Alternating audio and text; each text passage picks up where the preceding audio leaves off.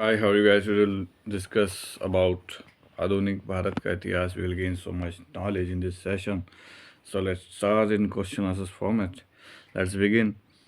तो प्रश्न देखते हैं. तो मध्यकालीन या मध्यकाल में सर्वप्रथम भारत से व्यापार संबंध स्थापित करने वाले कौन थे? तो सर्वप्रथम पुर्तगाली आए थे 1498 में. पुर्तगालीज जो हैं वो आए थे, उनका आगमन हुआ था. वास्को डी गामा जी ने पहले कदम रखा हमारे भारत देश पर, यदि आधुनिक भारत की बात करें.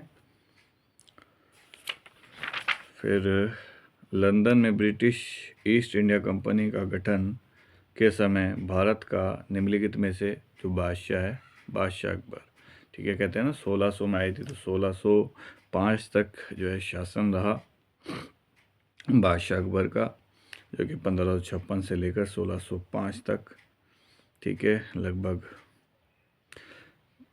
50 वर्षों तक शासन रहा. किस मुग़ल सम्राट के काल में इंग्लिश ईस्ट इंडिया कंपनी ने भारत में सर्वप्रथम कारखाना स्थापित किया? तो जहांगीर एक बादशाह थे, उनके समय में, उनके टाइम पीरियड में जो एक कारखाना है वो उसकी स्थापना की गई थी. ईस्ट इंडिया कंपनी की प्रथम फैक्ट्री जो स्थापित की गई थी वो सूरत में की गई थी. ठीक है जी.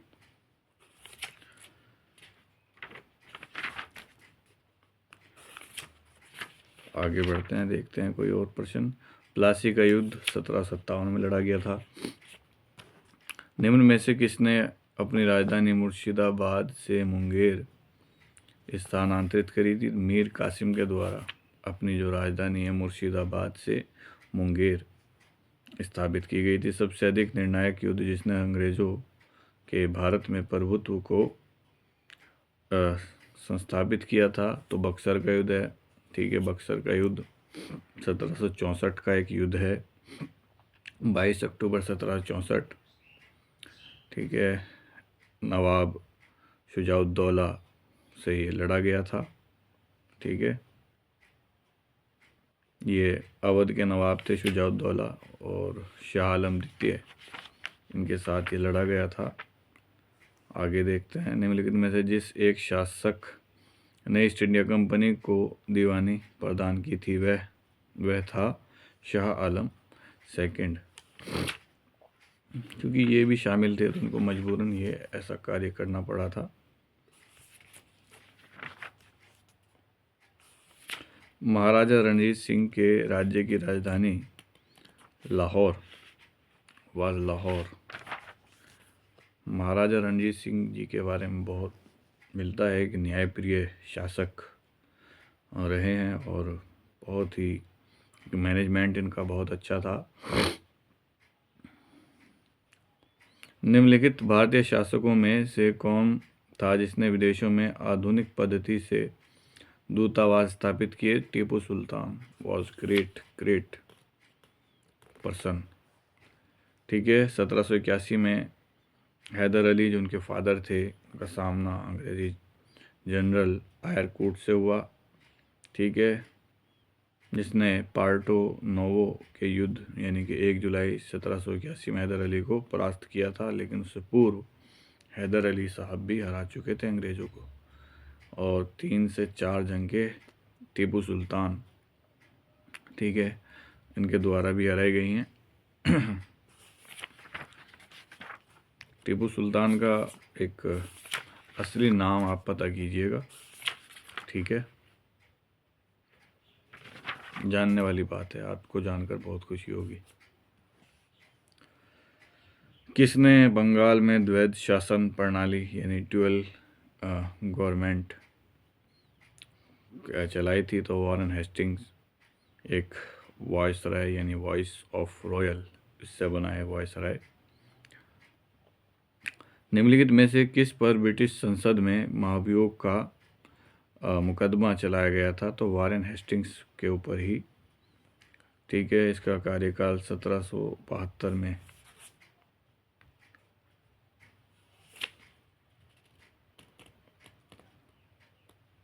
तक रहा. ड्यूअल गवर्नमेंट चलाने वाला भी ये व्यक्ति था, ये शासक था. निम्नलिखित में से कौन सा युग्म सही सुमेलित नहीं है?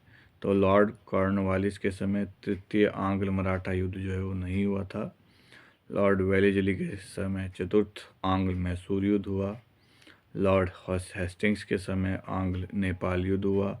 हेक्टर मुनरो के समय बक्सर का जो युद्ध है वो हुआ। तथा कथित कुशासन के आधार पर किस गवर्नर जनरल ने मैसूर राज्य के प्रशासन को ले लिया था? तो लॉर्ड विलियम बेंटिक हुए हैं, उन्होंने मैसूर का शासन जो है ले लिया था। किस आधार पर? कि यहाँ पर तो कुशासन चल रहा है, ये आरोप लगाकर। सती प्रथा पर पाबंदी लगाने वाले लॉर्ड विलियम बेंटिक ही थे। उनके समय में ही 1829 में इन्होंने इनके लिए कानून भी बनाया था विधवाओं के लिए। तो एक अच्छा कानून, अच्छी पहल थी विलियम बेंटिक जी की। लॉर्ड डलहौजी द्वारा अवध का अंग्रेजी राज्य में विलय निम्न में से किस रीति से हुआ? तो कुशासन के कारण। देखिए इनका यही रहा फिर बाद में कि भाई कुशासन, आप अच्छा शासन नहीं कर रहे हैं तो आप जो है यहाँ से हट जाइए। जैसे कि आपने लॉर्ड डलहौजी का देखा, अवध 1856 में जो है ऐसा हुआ था। ठीक है, अवध का शासन जो है ले लिया गया था।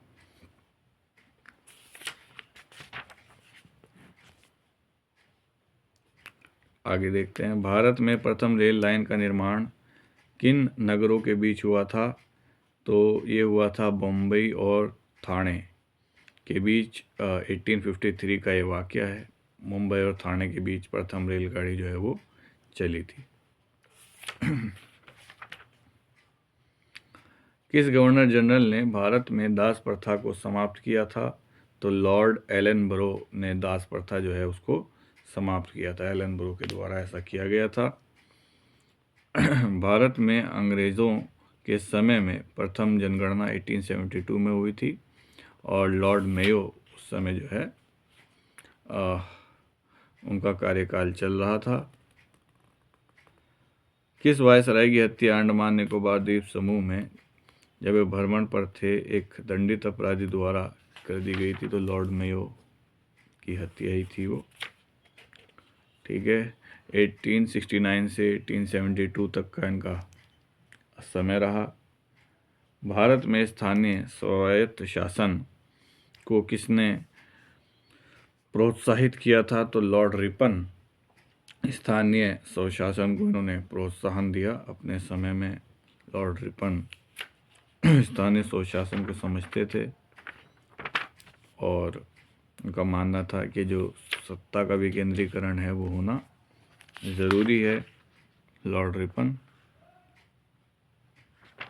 आगे देखते हैं, प्राचीन स्मारक संरक्षण एक्ट किस गवर्नर जनरल के कार्यकाल में पारित हुआ? तो लॉर्ड कर्जन। देखिए प्राचीन जो स्मारक हैं उनका संरक्षण होना बहुत ज़रूरी है। इसको लेकर एक एक्ट अधिनियम 1904 में लॉर्ड कर्जन साहब के हाथों जो है लाया गया। तो कहीं ना कहीं कुछ कार्य ऐसे भी थे कि उनका संरक्षण करने के लिए, स्मारकों का संरक्षण करने के लिए उन्होंने कुछ एक्ट आदि एक तरीके से लेकर के आए वो।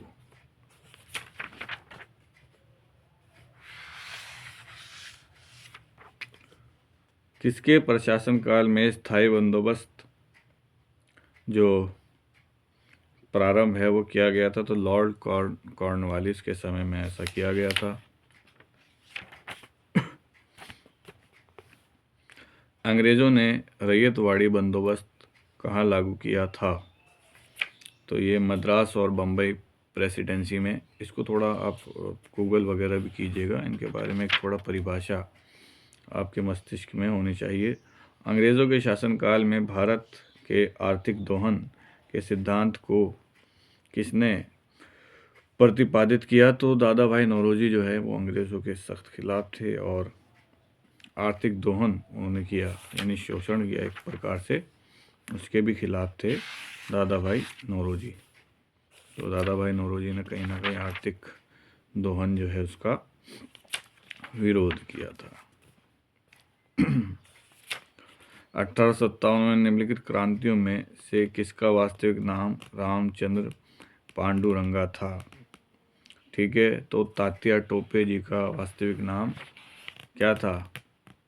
रामचंद्र पांडुरंग। 1857 के विद्रोह का नेतृत्व बिहार से कुंवर सिंह जी के द्वारा किया गया था। कुंवर सिंह जी के द्वारा बिहार से किया गया था। निम्नलिखित में से कौन सा एक क्षेत्र 1857 के विद्रोह से प्रभावित नहीं था? चित्तौड़ जो है ये प्रभावित नहीं था। झांसी, जगदीशपुर, लखनऊ ये कहीं ना कहीं प्रभावित थे। झांसी से अगर बात करें तो रानी लक्ष्मीबाई, ठीक है, और जगदीशपुर के कुंवर सिंह बिहार से भी संबंधित हैं, और लखनऊ बेगम हजरत महल जो है उन्होंने पार्टिसिपेट किया था इस विद्रोह में और संघर्ष किया, काफ़ी लड़ाई लड़ी। और अगर उस समय भारत एकजुट होता तो आई थिंक 1857 में ही हम लोगों को आज़ादी मिल जाती। 1857 के विद्रोह के समय भारत का गवर्नर जनरल कौन था? लॉर्ड कैनिंग भारत के गवर्नर जनरल जो है हुआ करता था। 1856 से 1862 तक का टाइम पीरियड जो है रहा है कैनिंग का।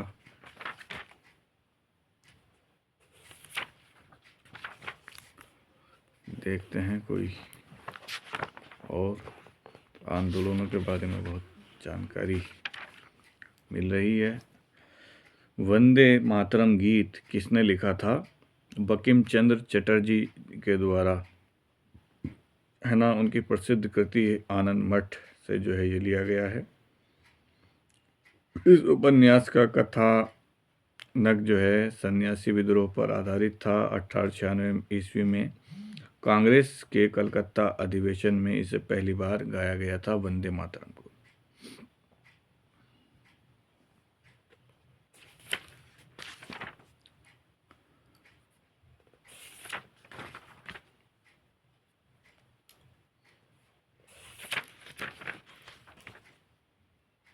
मुंडा विद्रोह का नेता कौन था? तो बिरसा मुंडा हुए हैं। बहुत आप अगर जाने तो इनकी जयंती भी मनाई जाती है बिरसा मुंडा जी की।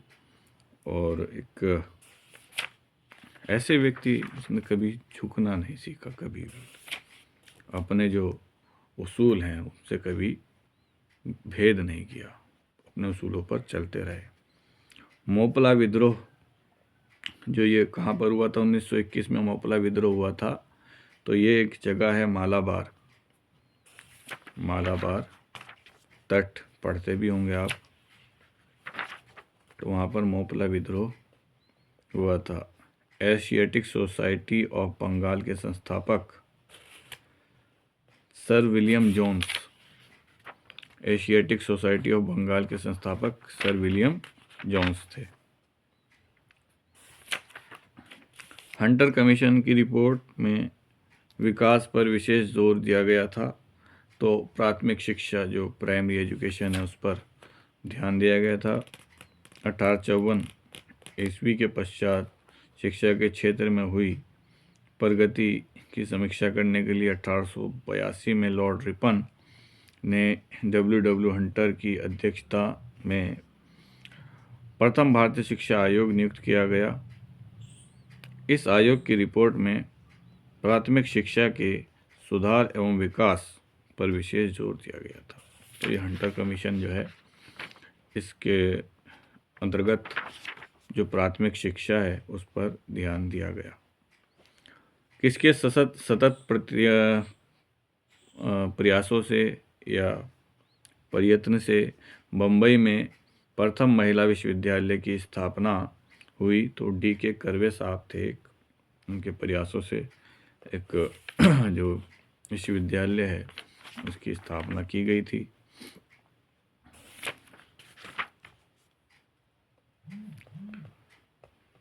ठीक है,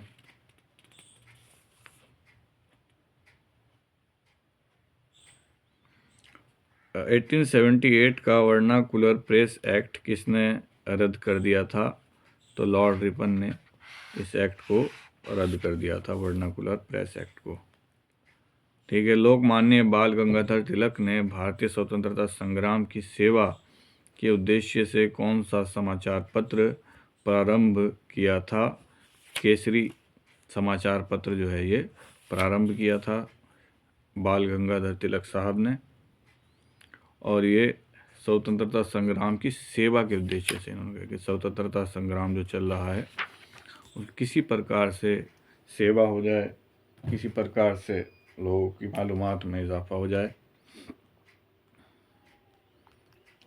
तो ये ऐसा रहा है। नील आंदोलन का जमकर समर्थन करने वाले हिंदू पैट्रियट के संपादक थे हरिश्चंद्र मुखर्जी।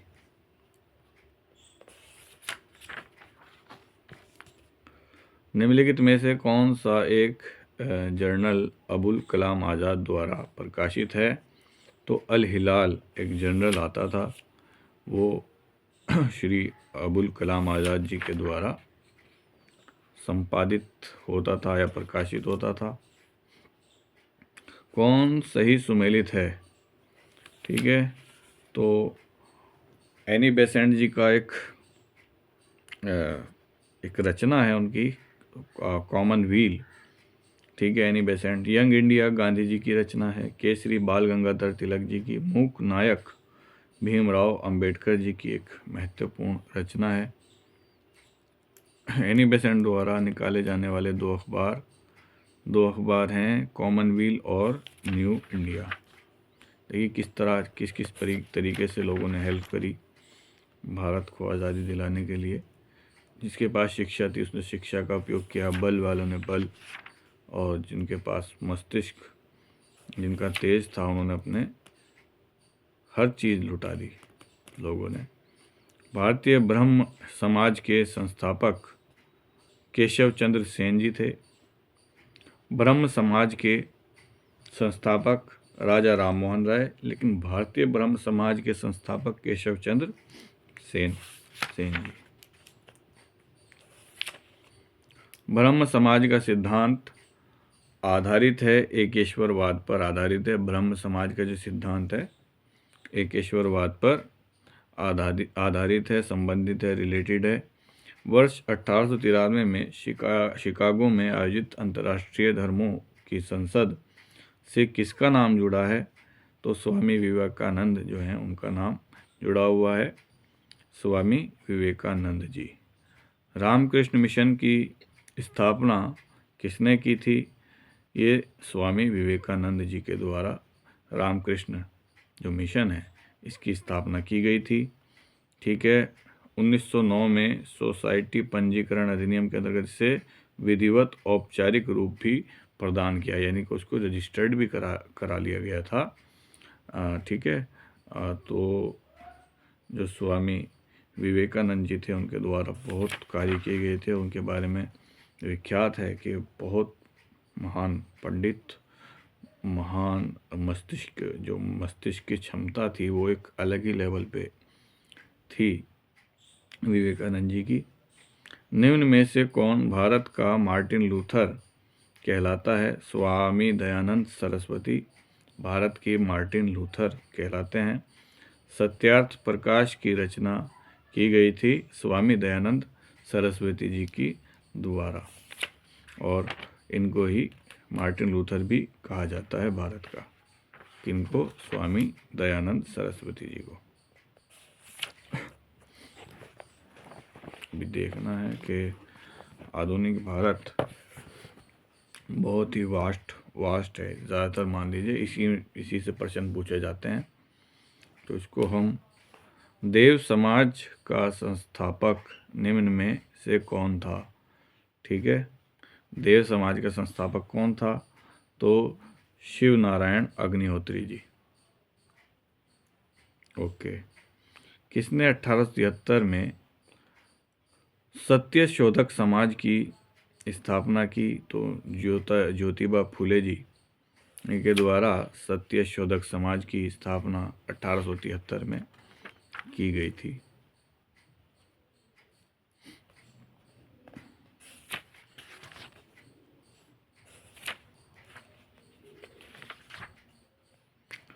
शारदा अधिनियम के अंतर्गत लड़कियों एवं लड़कों के विवाह की न्यूनतम आयु कितनी निर्धारित की गई थी? 18, 14 एवं 18।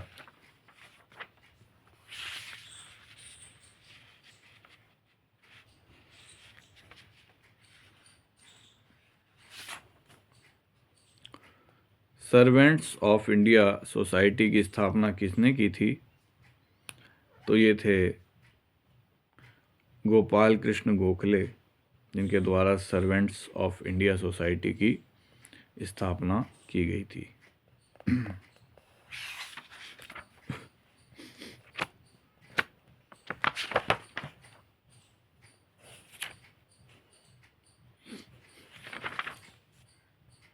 भारत में जिस राजनीतिक संगठन की स्थापना 1838 में हुई थी उसका नाम जमींदारी एसोसिएशन था।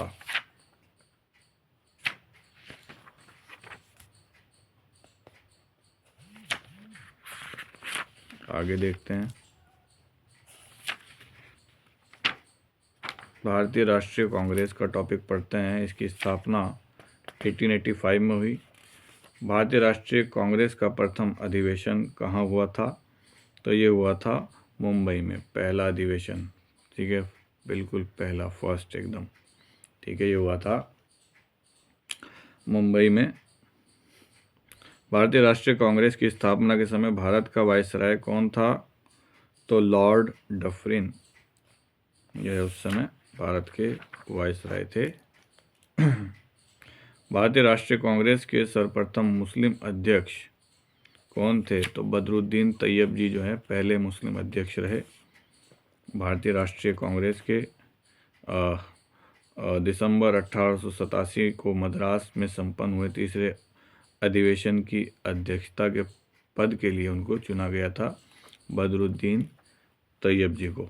और 1885 में जो है इसकी स्थापना ही हुई थी कांग्रेस की, है ना, राष्ट्रीय कांग्रेस जो है पार्टी। निम्नलिखित में कौन भारतीय राष्ट्रीय कांग्रेस का अध्यक्ष कभी नहीं चुना जा सका? तो बाल गंगाधर तिलक जी कभी नहीं चुने जा सके।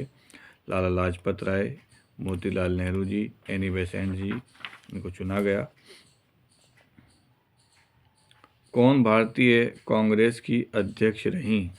तो एनी बेसेंट रही हैं, हमने पूर्व में भी देखा, इसको पढ़ा जाना। अखिल भारतीय कांग्रेस की प्रथम महिला अध्यक्ष एनी बेसेंट जी थी। स्वराज मेरा जन्मसिद्ध अधिकार है और मैं इसे लेकर रहूँगा, ये बाल गंगाधर तिलक जी के कथन आज भी स्वर्णिम अक्षरों से लिखे हुए हैं। किसने कहा था कांग्रेस पतन के लिए लड़खड़ा रही है? मेरी सबसे बड़ी अभिलाषा जब तक मैं भारत में हूँ कांग्रेस की शांतिपूर्ण समाप्ति में सहयोग करना है। लॉर्ड कर्जन के ये कथन थे। वो चाहता था कि जो हमारा भारत देश है आज़ाद ना हो। भारत की स्वतंत्रता प्राप्ति के बाद निम्नलिखित में से किसने सुझाव दिया था कि भारतीय राष्ट्रीय कांग्रेस को समाप्त कर दिया जाए? महात्मा गांधी जी ने इस सुझाव भी दिया था कि इसको समाप्त कर दिया जाए। इस सुझाव था। भारतीय राष्ट्रीय कांग्रेस ने 1924 के अधिवेशन में महात्मा गांधी द्वारा मात्र एक बार अध्यक्षता की गई। यह अधिवेशन कहाँ हुआ था? बेलगांव में यह अधिवेशन हुआ। ठीक है। जब भारत स्वतंत्र तो हुआ उस समय कांग्रेस के अध्यक्ष कौन थे? JB कृपलानी जी। भारत की स्वतंत्रता के समय आपके पास अध्यक्ष पद था।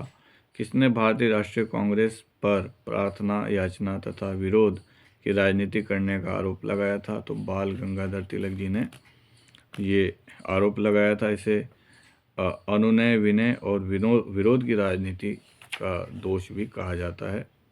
ठीक है, बाल गंगाधर तिलक जी के द्वारा ये आरोप लगाया गया था।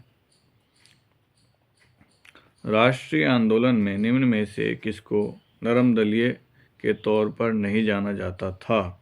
तो तिलक जी नरम दल के सदस्य नहीं रहे हैं, गरम दल के सदस्य रहे हैं।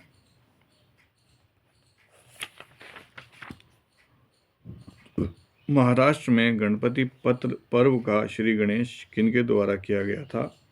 तो बाल गंगाधर तिलक जी के द्वारा गणेश पर्व का श्री गणेश किया गया था। वीडी सावरकर द्वारा स्थापित गुप्त संगठन कौन सा था? तो अभिनव भारत गुप्त संगठन था। निम्नलिखित में से किसने बड़ी बुद्धिमानी के साथ अलीपुर षड्यंत्र मामले में अरविंद घोष का बचाव किया था? तो चित्तरंजन दास जी के द्वारा ये किया गया था। अलीपुर षड्यंत्र मामला 1908 का एक मामला है, दिलचस्प मामला है। अरविंद घोष और उनके भाई वीरेंद्र घोष सहित 39 लोग अवैध हथियार रखने के आरोप में गिरफ्तार हो गए थे। इस मामले में 17 लोगों को सजा हुई थी, परंतु अरविंद घोष रिहा कर दिए गए थे। इस मामले में अरविंद घोष का बचाव एडी चोटी का जोड़ लगाकर चित्तरंजन दास जी के द्वारा किया गया था।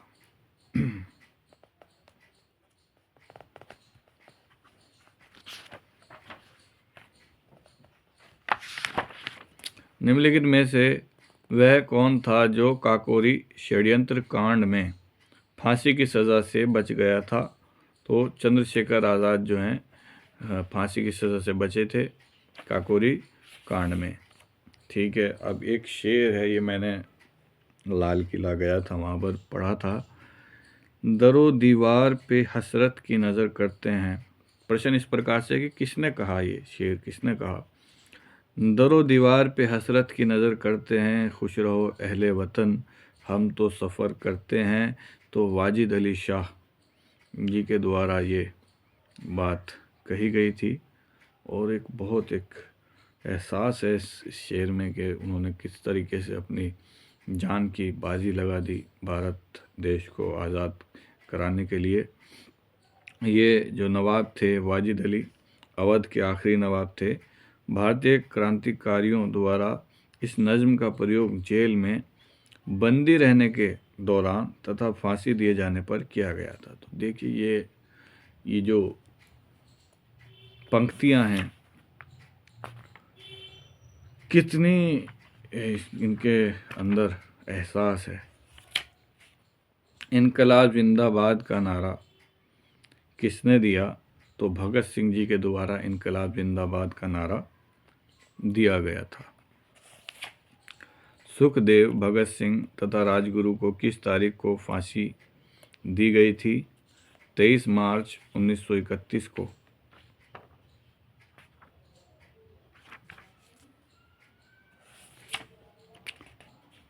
मार्च 1931 को ये वाक़या पेश आया जिसने पूरे भारत देश को गमगीन कर दिया।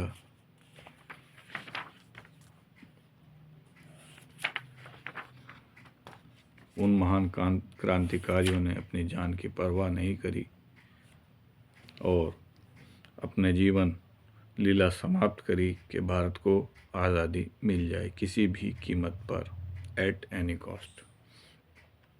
निम्नलिखित में से 1926 ईस्वी में गठित नौजवान सभा का प्रारंभिक सदस्य कौन नहीं था? अंबिका चक्रवर्ती नौजवान सभा की ये सदस्य नहीं थी। ठीक है, छबील दास, यशपाल जी और भगत सिंह जी इसके सदस्य थे। भारत से बाहर भी क्रांतियाँ हुई हैं, उसके बारे में जानने का प्रयास करेंगे। लंदन में इंडियन होम रूल सोसाइटी का प्रारंभ जो किया था वो श्याम जी कृष्ण वर्मा जी के द्वारा ये किया गया था।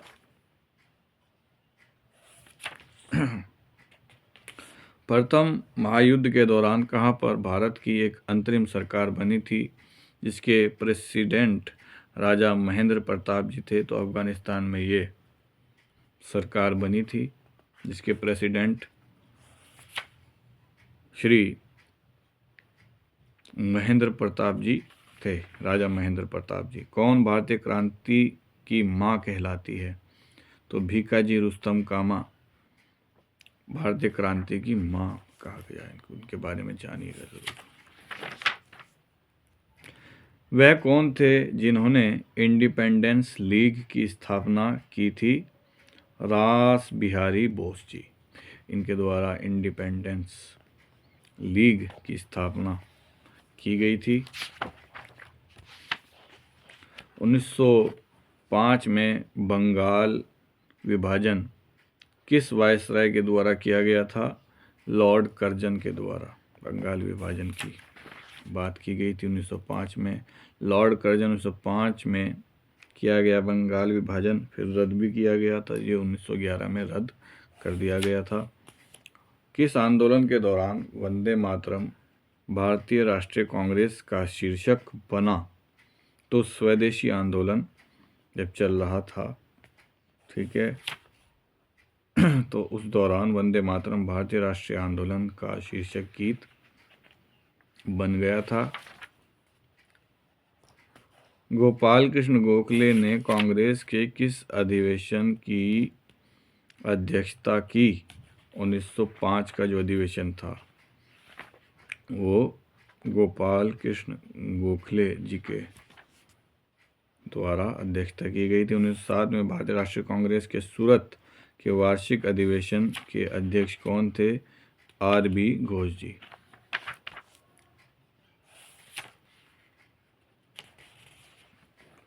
ऑल इंडिया मुस्लिम लीग की स्थापना किन के द्वारा की गई थी? नवाब सलीमुल्लाह खां। मुस्लिम लीग के प्रथम अध्यक्ष कौन थे? आगा खां। 1906 में मुस्लिम लीग की स्थापना हुई थी ढाका में। ढाका की करेंसी पता कीजिएगा, टका है।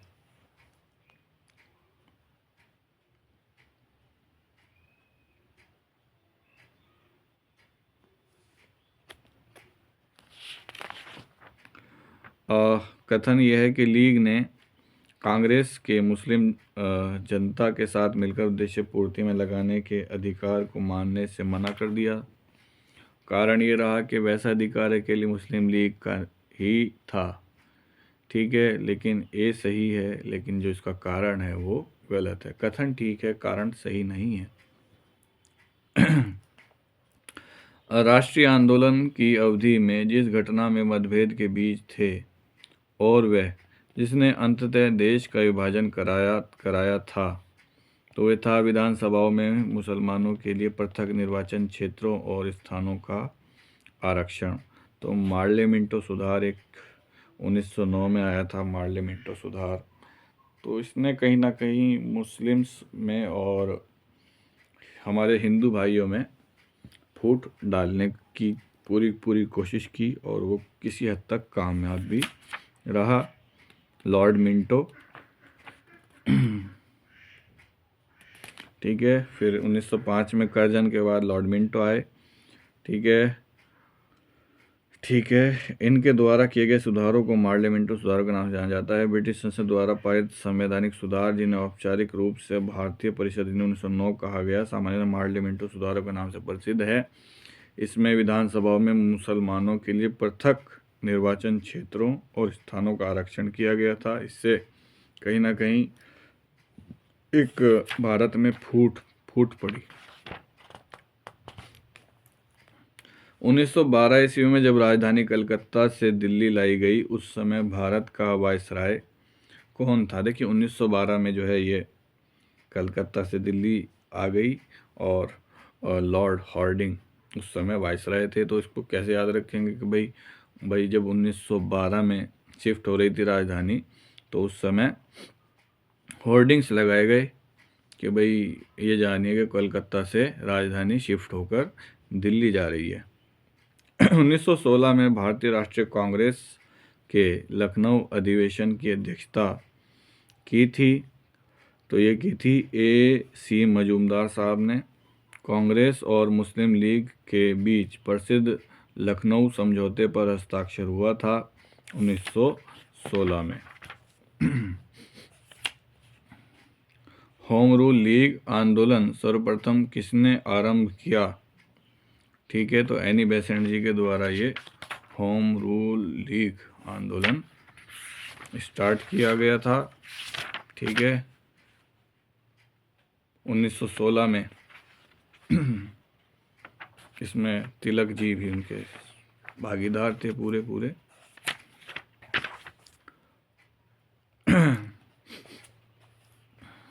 कोई और?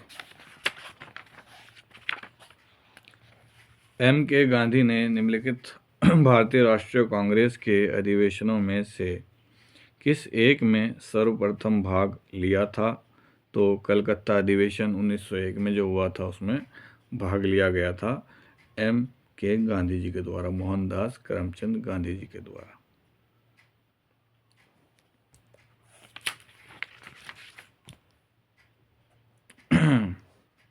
घटनाओं का कालक्रम देखना है तो चंपारण सबसे पहली घटना है। कालक्रम की बात करें जो उन्होंने बताया गया है, चंपारण, खेड़ा, अहमदाबाद मिल हड़ताल, असहयोग आंदोलन। चंपारण 1917, अहमदाबाद मिल हड़ताल हुई। फरवरी मार्च 1918 में खेड़ा जो आंदोलन हुआ ये 1918 मार्च में हुआ। असहयोग आंदोलन 1920 से 22 तक चला। ठीक है, तो ये कालक्रम है। महात्मा गांधी को सर्वप्रथम राष्ट्रपिता किसने कहा था? तो ये सुभाष चंद्र बोस जी ने सबसे पहले सर्वप्रथम राष्ट्रपिता कहा था। गांधी के नाम के पहले महात्मा जो जोड़ा गया था तो वो चंपारण सत्याग्रह के दौरान, महात्मा का अर्थ महान आत्मा से है। महात्मा का अर्थ कहाँ से है? महान आत्मा से। गांधी जी ने अपना पहला सत्याग्रह आरंभ किया था तो ये था मजदूरों को कम वेतन दिए जाने के विरोध में।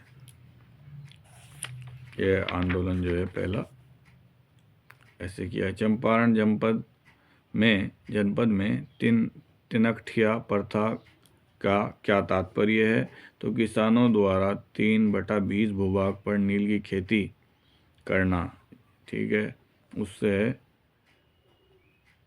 तिनकठिया प्रथा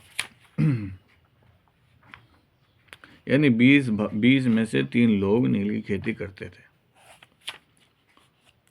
निम्नलिखित स्थानों में से कहाँ महात्मा गांधी ने भारत में सर्वप्रथम सत्याग्रह प्रारंभ किया? ठीक है, तो चंपारण में पहला सत्याग्रह जो है चंपारण सत्याग्रह था। ठीक है,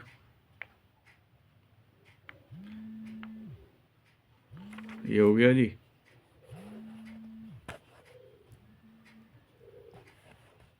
वह प्रदेश कौन सा था जहां बाबा रामचंद्र ने किसानों को संगठित किया था? तो अवध प्रदेश में बाबा रामचंद्र जी ने किसानों को संगठित किया कि भाई आप एक हो जाइए। वह कौन जगह थी जहां अखिल भारतीय किसान सभा का पहला अधिवेशन हुआ था? वह जगह थी लखनऊ।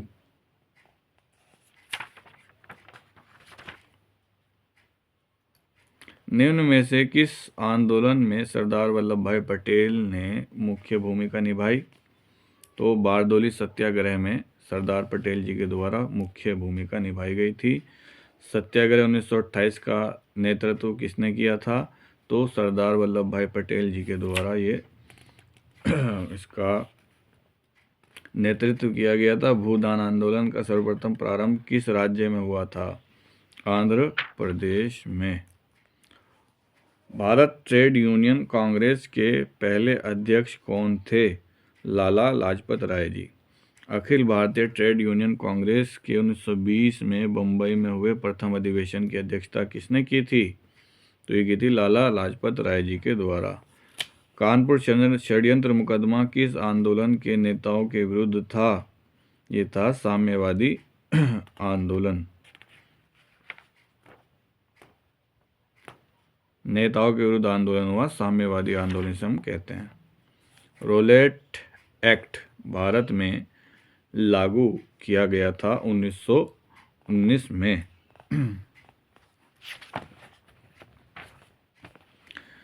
जलियांवाला बाग हत्याकांड हुआ 13 अप्रैल 1919। 30 मई 1919 को अपना अलंकरण भारत सरकार को लौटाने वाले व्यक्ति कौन थे? रविंद्रनाथ टैगोर जी। जलियांवाला बाग हत्याकांड के विरोध में निम्नलिखित में से किसने वायसराय की कार्य परिषद से त्यागपत्र दे दिया था? सर शंकरन नायर। इनको हमेशा याद रखा जाएगा, इन्होंने त्यागपत्र दे दिया था। निम्न में से किसके द्वारा जलियांवाला कांड के विरोध में सर की उपाधि त्यागी गई थी? तो सर रविंद्रनाथ टैगोर जी ने सर की त्यागी जो अपनी उपाधि थी वो त्याग दी थी। गांधी जी को किसने सावधान किया था कि मुस्लिम धार्मिक नेताओं और उनके अनुयायियों के कट्टरपन को प्रोत्साहन या प्रोत्साहित ना किया जाए? मोहम्मद अली जिन्ना। निम्नांकित में से किस भारतीय नेता ने खिलाफत आंदोलन का समर्थन नहीं किया था? तो थे मदन मोहन मालवीय जी। राष्ट्रीय कांग्रेस ने असहयोग आंदोलन किस वर्ष में प्रारंभ किया था? ये था 1920 में 1922 तक ये चला। चौरा चोरी कांड की वास्तविक तिथि क्या है? वो है 4 फरवरी 1922। चौरा चोरी कांड के बाद जो ये असहयोग आंदोलन था फिर रोक भी दिया गया था। असहयोग आंदोलन 1920 में प्रारंभ हुआ था, ये 1922 में फिर समाप्त भी हो गया था। असहयोग आंदोलन के दौरान विदेशी वस्त्रों के लिए जलाए जाने पर किसने महात्मा गांधी को लिखा था कि ये निष्ठुर बर्बादी है? तो वो थे रविंद्रनाथ टैगोर जी। स्वराज पार्टी को संस्थापित किया गया था CR दास और मोतीलाल नेहरू जी के द्वारा। मोतीलाल नेहरू स्वराज दल के नेता थे। निम्न में से कौन दल में नहीं था? तो वो थे C राजगोपालाचारी, इस दल में नहीं थे। श्रीनिवास अयंगर, विट्ठल भाई पटेल, चित्तरंजन दास जो है ये इस पार्टी में थे, स्वराज दल में। साइमन कमीशन भारत किस वर्ष में आया था? साइमन कमीशन आया 1928 में। भारतीयों ने साइमन कमीशन का बहिष्कार किया था। क्यों किया था? क्योंकि इसका कोई सदस्य भारतीय नहीं था। कांग्रेस ने साइमन कमीशन का बहिष्कार किया था, ये एक कथन है। और कारण है साइमन आयोग में एक भी सदस्य भारतीय नहीं था। ये दोनों बातें ठीक हैं, कथन भी और कारण भी। 1929 में साइमन कमीशन जो है मेनली आ गया था। ठीक है। लाल लाजपत राय जो घायल हुए थे वो साइमन कमीशन के विरोध में, जो लाठीचार्ज हो रहा था उसके विरोध में इनको घायल होना पड़ा था, घायल हो गए थे लाला लाजपत राय जी। पूर्ण स्वराज का प्रस्ताव लाहौर कांग्रेस में पारित किया गया था। किस वर्ष में किया गया था? 1929 में ऐसा किया गया। निम्नलिखित में से किस एक ने भारतीय राष्ट्रीय कांग्रेस के उस अधिवेशन की अध्यक्षता की थी जिसमें पूर्ण स्वराज का प्रस्ताव पारित हुआ था? तो वो थे जवाहरलाल नेहरू जी। ठीक है। भारतीय राष्ट्रीय कांग्रेस के अधिवेशनों में से किस में कांग्रेस का लक्ष्य पूर्ण स्वराज घोषित किया गया? तो ये थे लाहौर में। भारतीय राष्ट्रीय कांग्रेस के लाहौर अधिवेशन 1929 के अध्यक्ष कौन थे? जवाहरलाल नेहरू जी। ओके। सविनय अवज्ञा आंदोलन के रूप में गांधी जी ने दांडी मार्च प्रारंभ किया था? तो 12 मार्च 1930 को। गांधी जी ने दांडी यात्रा प्रारंभ की थी, तो ये की थी साबरमती से, और इसका प्रारंभ 12 मार्च 1930 को सविनय अवज्ञा आंदोलन का। ठीक है, या फिर एक तरीके से दांडी मार्च भी कह सकते हैं, दोनों एक ही बात है। तो ये 12 मार्च 1930 को दांडी मार्च की एग्जैक्ट डेट साबरमती से इन्होंने स्टार्ट किया। 6 अप्रैल 1930 की तिथि किस लिए जानी जाती है? महात्मा गांधी द्वारा जो दांडी मार्च किया गया था इसके लिए ये जानी जाती है तिथि। कारण महात्मा गांधी, कथन यह है महात्मा गांधी द्वारा नमक आंदोलन वर्ष 1930 में चलाया गया था। कारण महात्मा गांधी का उद्देश्य था गरीबों को नमक मुफ्त उपलब्ध हो। तो इसमें ए सही है और इसका जो कारण है ये गलत है। गांधी जी जो के द्वारा दांडी मार्च के संदर्भ में निम्नलिखित में से कौन सा कथन असत्य है? तो समुद्र किनारे पहुंचकर गांधी जी ने नमक बनाया था, ये असत्य है। पैदल चले सत्य है। नमक कर का विरोध उनके द्वारा किया गया था, ये सत्य है। साबरमती से स्टार्ट की थी यात्रा। ठीक है, और ये यात्रा जो है साबरमती से दांडी तक की थी। नमक सत्याग्रह के समय गांधी जी के गिरफ्तार हो जाने के बाद आंदोलन के नेता के रूप में किसने उनका स्थान लिया? तो अब्बास तैयब जी के द्वारा। गांधी जी ने जिस विदेशी पत्रकार को दांडी मार्च के समय अपने साबरमती आश्रम में ठहराया वह कौन था? तो वह थे वेब मिलर। लाल कुर्ती आंदोलन के नेता कौन थे? लाल कुर्ती आंदोलन के जो नेता थे वो थे खान अब्दुल गफ्फार खां। ठीक है। 1930 में अंग्रेज सरकार के विरुद्ध प्रसिद्ध पेशावर कांड का नायक कौन था? तो वह थे वीर चंद्र सिंह गढ़वाली।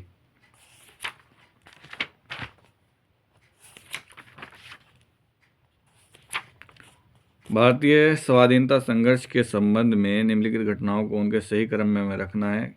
तो पहले गांधी इरविन समझौता आता है 1931 में। फिर भगत सिंह जी की फांसी 23 मार्च 1931 को हो जाती है। ये 5 मार्च में हुआ था समझौता। कांग्रेस का कराची अधिवेशन 19 से 31 मार्च 1931 तक जो है ये चला। द्वितीय गोलमेज सम्मेलन 7 दिसंबर 1931 में जो है ये आता है। ठीक है। भारतीय राष्ट्रीय कांग्रेस के कराची अधिवेशन के लिए जिसकी अध्यक्षता सरदार पटेल कर रहे थे, किसने मूल अधिकारों तथा आर्थिक कार्यक्रम पर संकल्प प्रारूपित किया था? तो ये थे पंडित जवाहरलाल नेहरू जी। आगे देखते हैं आगे कौन सा प्रश्न है। निम्न में से कौन सा गोलमेज सम्मेलन 1932 में हुआ था? तो तीसरा गोलमेज सम्मेलन 1932 में हुआ था। पूना पैक्ट रिलेटेड टू दलित वर्ग। पूना समझौता का उद्देश्य क्या था? तो दलित वर्ग को प्रतिनिधित्व देना। ठीक है। श्री बी.आर. अम्बेडकर व गांधी जी के बीच समझौता हुआ था जो कहलाता है, क्या कहलाता है? पूना समझौता। अखिल भारतीय हरिजन संघ की स्थापना किसने की थी? महात्मा गांधी जी के द्वारा की गई थी। जयप्रकाश नारायण इस पार्टी से जुड़े थे। कौन सी पार्टी थी? Congress socialist party. वह प्रांत जहां 1937 के आम चुनाव के बाद भारतीय राष्ट्रीय कांग्रेस ने अपनी सरकार नहीं बनाई, तो बंगाल। क्या है वो? बंगाल। 1937 में प्रांतों में मंत्रिमंडल के निर्माण के उपरांत कांग्रेस का शासन कितने महीने चला था? तो 28 महीने जो है ये शासन चला था। ठीक है। सुभाष चंद्र बोस जी के त्यागपत्र के बाद भारतीय राष्ट्रीय कांग्रेस का अध्यक्ष कौन हुआ था? तो थे राजेंद्र प्रसाद जी। भारतीय राष्ट्रीय कांग्रेस के किस अधिवेशन में कांग्रेस अध्यक्ष के चुनाव में सुभाष चंद्र बोस ने पट्टामी सीतारामैया को पराजित किया था? तो 1939 का त्रिपुरा अधिवेशन, जिसमें पराजित किया था बोस जी के द्वारा पट्टामी सीतारामैया जी को।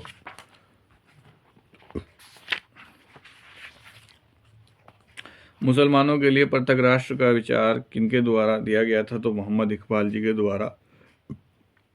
मोहम्मद अली जिन्ना को हिंदू मुस्लिम एकता का दूत किसके द्वारा कहा गया? सरोजनी नायडू जी के द्वारा। ठीक है।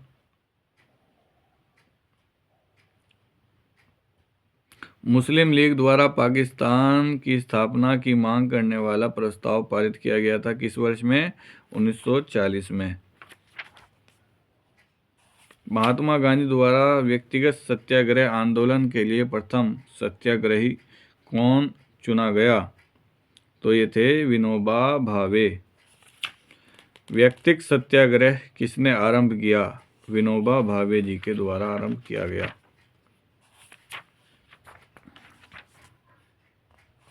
14 जुलाई 1942 को कांग्रेस कार्य समिति द्वारा भारत छोड़ो आंदोलन का प्रस्ताव कहाँ पारित किया गया था? ये था वर्धा। 1942 क्यों महत्वपूर्ण है भारत छोड़ो आंदोलन के लिए? अंग्रेजों के विरुद्ध भारत छोड़ो आंदोलन की घोषणा किस वर्ष की गई थी? ये था वर्ष 1942, 1942। करो या मरो का नारा किससे रिलेटेड है, संबंधित है, भारत छोड़ो आंदोलन जो कि 1942 को था। कौन भारतीय राष्ट्रीय कांग्रेस का लगातार 6 वर्षों तक अध्यक्ष रहा था, तो ये थे अबुल कलाम आज़ाद जी। भारत स्वतंत्रता आंदोलन के संदर्भ में उषा मेहता की ख्याति क्या है, भारत छोड़ो आंदोलन की बेला के गुप्त कांग्रेस रेडियो चलाने हेतु। ओके।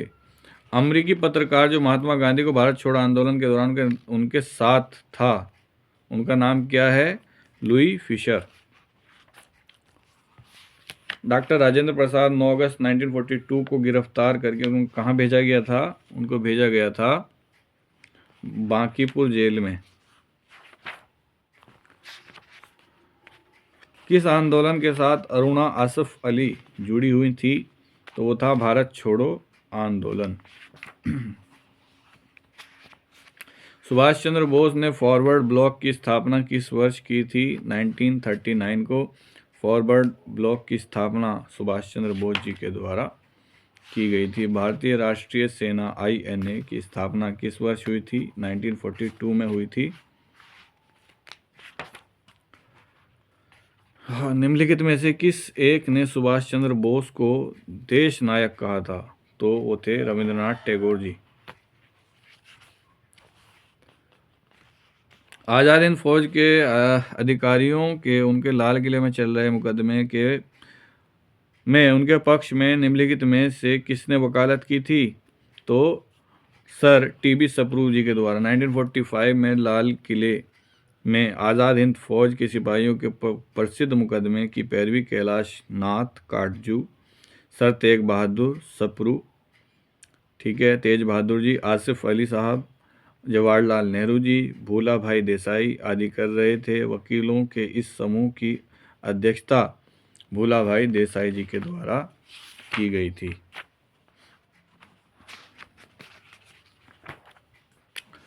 निम्नलिखित में से कौन एक कैबिनेट मिशन का सदस्य नहीं था, तो वो जॉन साइमन थे। कांग्रेस के निम्नलिखित नेताओं में से कौन एक कैबिनेट मिशन योजना के पक्ष में पूरी तरह से था, तो वो थे महात्मा गांधी जी। कैबिनेट मिशन योजना के अंतर्गत संविधान निर्माण परिषद में प्रत्येक प्रांत को आवंटित सदस्य संख्या निर्धारित करने के लिए एक प्रतिनिधि कितने जनसंख्या में के अनुपात में था, तो 10 लाख व्यक्तियों पर, ठीक है। संविधान सभा जिसने भारतीय संविधान का निर्माण किया था, ठीक है, इसका गठन किया गया था कैबिनेट मिशन प्लान के अंतर्गत। ये 1946 का एक महत्वपूर्ण प्लान है।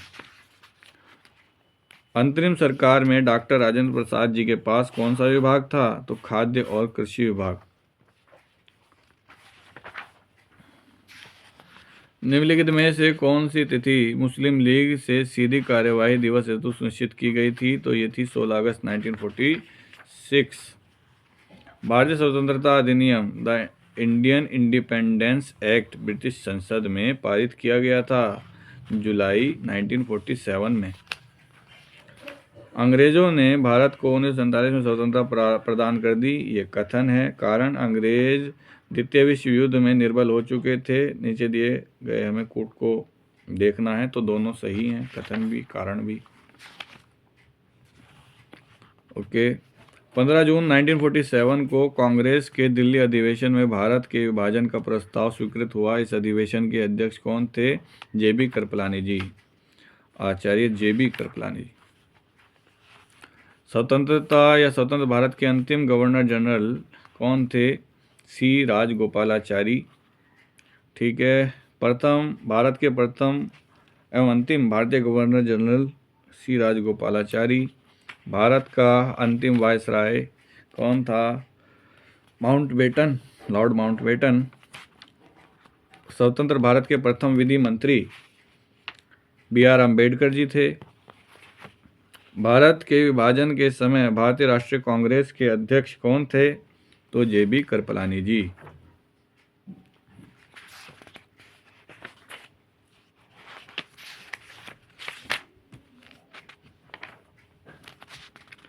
भारत का शासन ईस्ट इंडिया कंपनी से क्राउन को स्थानांतरित किया गया था, तो 1858 के भारत सरकार अधिनियम के अंतर्गत ये आ गया था। किस एक्ट के द्वारा भारत के गवर्नर जनरल को अध्यादेश जारी करने की शक्ति प्रदान की गई थी? तो ये था Indian councils act 1861। British India में निम्नलिखित में से किस एक अधिनियम ने सामूहिक कार्यचालन के स्थान पर विभाग या विभागीय पद्धति द्वारा वायसराय की कार्यकारी परिषद पर उनके प्राधिकार को और बल प्रदान किया? इंडियन काउंसिल्स एक्ट 1861 की ये बात हो रही है। बॉम्बे, मद्रास और कलकत्ता में उच्च न्यायालयों की स्थापना कब की गई? 1861 में। प्रांतों में द्वैत शासन प्रणाली किस अधिनियम के अंतर्गत लागू की गई थी? ये 1919 का अधिनियम, ठीक है, उसके द्वारा द्वैत शासन प्रणाली लागू की गई थी। मॉन्टेग्यू चेम्सफोर्ड की रिपोर्ट क्या है? ठीक है, ये एक रिपोर्ट जो है 1919 के आधार पर बनी थी, भारत सरकार अधिनियम के आधार पर।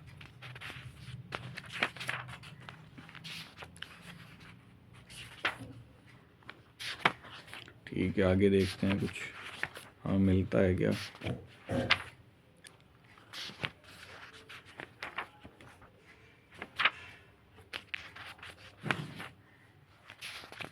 किसने कहा था आज़ादी हमारी पहुंच के अंतर्गत है, हमें इसे कसकर पकड़ना चाहिए? महात्मा गांधी जी के द्वारा ये बात कही गई थी। और दौर था भारत छोड़ो आंदोलन, ठीक है, 1942।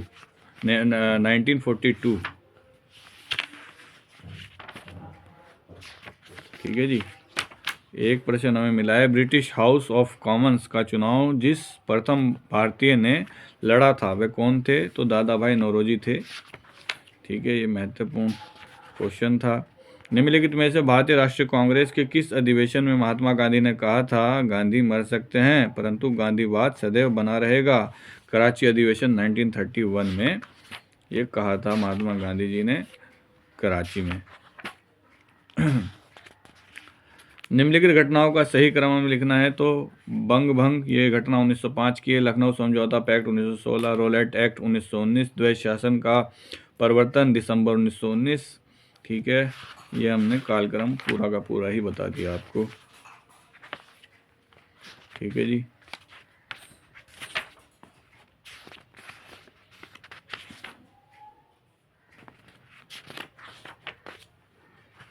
निम्नलिखित कूट का उपयोग करते हुए निम्न आंदोलनों को तिथि के हिसाब से बताना है हमें। तो खिलाफत आंदोलन 1919 का है, असहयोग आंदोलन 1920 से 22 तक चला, सवर्णीय अवज्ञा आंदोलन 1930 का है, भारत छोड़ो आंदोलन 1942 का है।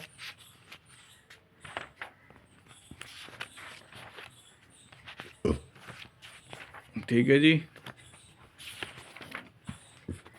कृषक दिवस कब मनाया जाता है? कृषक दिवस मनाया जाता है 23 दिसंबर को। अभी दिसंबर गुजरा है तो 23 दिसंबर को कृषक दिवस जो है मनाया जाता है। ठीक है जी। कुछ पुस्तकें हैं महत्वपूर्ण, उनके बारे में जिक्र करते हैं। गीता रहस्य नामक ग्रंथ किसके द्वारा लिखा गया? तो ये लिखा गया था बाल गंगाधर तिलक जी के द्वारा। भारतीय राष्ट्रीय आंदोलन पर इंडियन स्ट्रगल नामक पुस्तक जो लिखी गई थी, ये लिखी गई थी सुभाष चंद्र बोस जी के द्वारा, इंडियन स्ट्रगल। कौन सही सुमेलित है? तो ठीक है, Rafiq Zakaria the man who divided India पुस्तक लिखी थी। ठीक है। हिंद स्वराज किसने लिखा है? हिंद स्वराज ये महात्मा गांधी जी के द्वारा लिखा गया। वंदे मातरम का गीत जिसने आज़ादी की लड़ाई में भारत के देशभक्त सपूतों को बड़ी प्रेरणा प्रदान की, अंकित किया है, तो ये आनंद मठ में अंकित किया है। माई एक्सपेरिमेंट्स विद ट्रुथ के लेखक महात्मा गांधी जी हैं।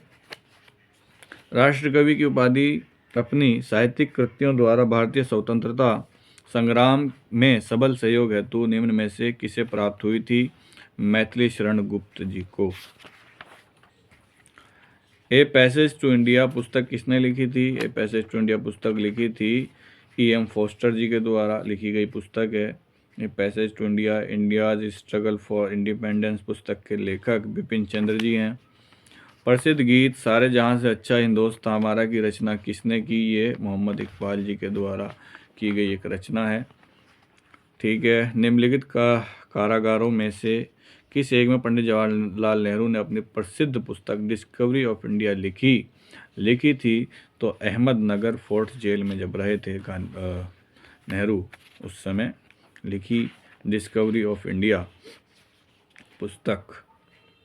ठीक है। इंडियन वॉर फॉर इंडिपेंडेंस 1857 के लेखक वीडी सावरकर हैं। ठीक है, आगे बढ़ते हैं। कुछ महत्वपूर्ण बात होगी उसे जिक्र करेंगे उसका। स्वर्गीय हरिवंश राय बच्चन की कविता को उनके कालानुक्रम में हमें व्यवस्थित करना है। तो ऐसे है कि सबसे पहले मधुशाला, फिर मधुबाला, फिर मधुकलश। मधुशाला 1935, मधुबाला 1936 और मधुकलश 1937 में लिखी गई है। सूची का मिलान है। ठीक है, मिलान करना है तो price of partition Rafiq Zakaria, Anandmath Bankim Chandra Chatterjee, India 2020 APJ Abdul Kalam. ठीक है, pathology of corruption SS Gill, Ulysses James Joyce के द्वारा लिखी गई कुछ महत्वपूर्ण पुस्तकें हैं। ठीक है जी। बिखरे मोती के रचयिता हैं सुभद्रा कुमारी चौहान। कौन है? सुभद्रा कुमारी चौहान जी। दी पैराडाइस्ट डे नामक पुस्तक की कहानी का जो संबंध है वो है भारत की स्वतंत्रता से। तस्लीमा नसरीन किसकी लेखिका नहीं है? अमार सोनार बांग्ला की, लज्जा उतल हवा की और अमार माया बेला की रचनाकार तस्लीमा नसरीन जी हैं।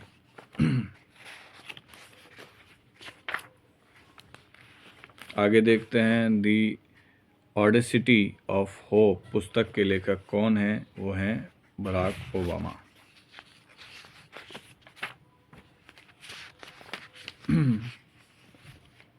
अभी देखना है कौन सा त्यौहार कहाँ बनाया जाता है। ठीक है, बिहू कहाँ का त्यौहार है? असम का है। ओणम केरल का है। पोंगल पंजाब, पोंगल तमिलनाडु और बैसाखी पंजाब। ठीक है, यानी कि ये सारे के सारे ही ठीक बताए हैं अगर आप उत्तर दे दें। तमाशा संगीत नाटक का प्रसिद्ध लोक स्वरूप है और यह संबंधित है। तमाशा रिलेटेड टू महाराष्ट्र। लोसांग एक उत्सव है जो मनाया जाता है। लोसांग सिक्किम में मनाया जाता है एक उत्सव।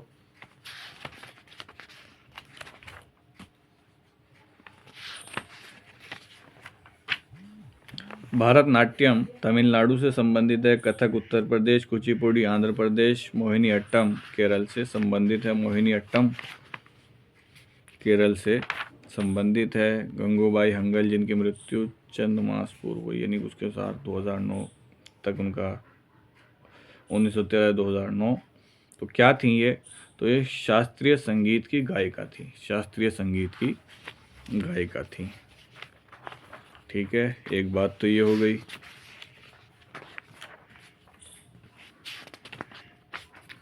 और देखते हैं कुचिपुड़ी नृत्य आंध्र प्रदेश, भारतनाट्यम तमिलनाडु, कथक जो है ये उत्तर प्रदेश, ओडिसी उड़ीसा से संबंधित है।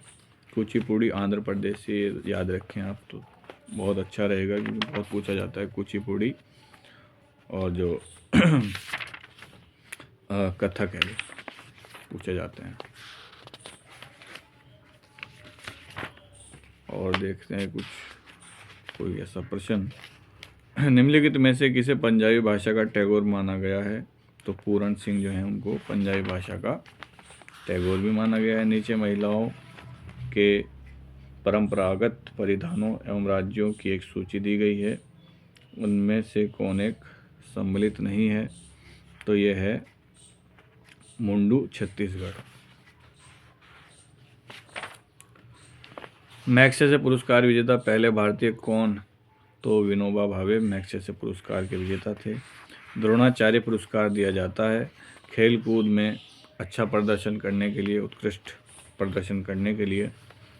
पद्मश्री पुरस्कार पाने वाले पहले भारतीय अभिनेत्री कौन थी? तो ये थी नरगिस दत्त, पद्मश्री जिनको मिला है। ज्ञानपीठ पुरस्कार प्राप्त करने वाली पहली महिला साहित्यकार कौन थी? तो ये आशा पूर्णा देवी थी। किस विदेशी को 1990 में भारत रत्न मिला? तो नेल्सन मंडेला जी को भारत रत्न से सुसज्जित हैं नेल्सन मंडेला जी। 1990 में उनको ये रत्न मिला। तो इसी के साथ ये हमारा जो मॉडर्न हिस्ट्री है, ठीक है, आधुनिक भारत का इतिहास जो है हमने पढ़ा, बहुत अच्छा लगा जानने को, बहुत सारी बातें मिली और बहुत बहुत शुक्रिया और बहुत बहुत धन्यवाद आप लोगों का। अगर आपने मुझे सुना, अवश्य ही ये वीडियो आपके काम आएगी, मैं पूरी आशा करता हूँ। सुनने के लिए बहुत बहुत धन्यवाद, बहुत बहुत शुक्रिया आपका। Thank you very much.